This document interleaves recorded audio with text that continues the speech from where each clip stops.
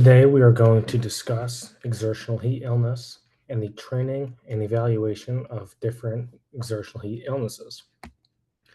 We will begin by discussing the difference between exertional heat stroke and exertional heat exhaustion. Exertional heat stroke can be characterized by central nervous system dysfunction, along with a core temperature elevated at or above 105 degrees Fahrenheit.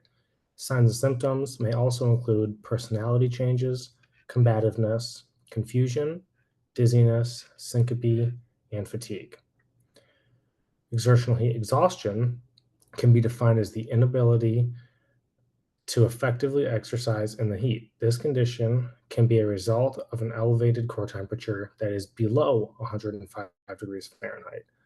Some other signs and symptoms may include excessive fatigue, syncope or collapse, minor cognitive changes such as dizziness, headache, and confusion. One key factor in differentiating these two conditions is the measurement of core temperature.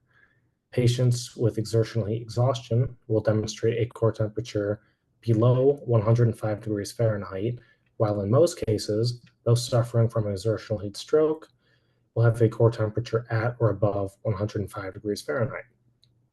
There are some cases where a patient may have a core temperature lower than 105 degrees Fahrenheit, but exhibit central nervous system dysfunction.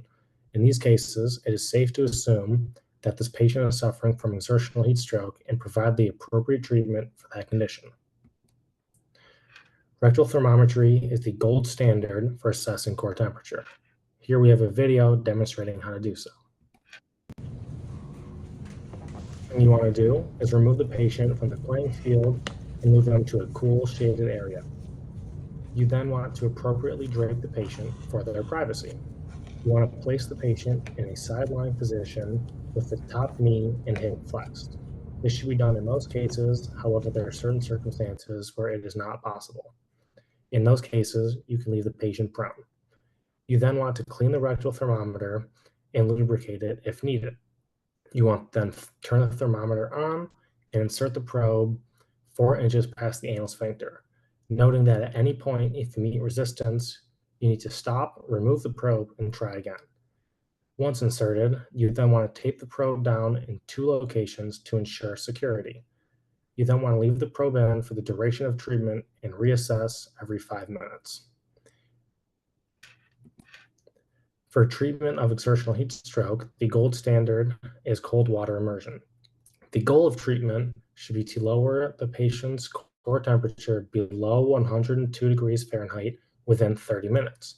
For cold water immersion, the water should be set between 35 and 55 degrees Fahrenheit and should be continuously moved.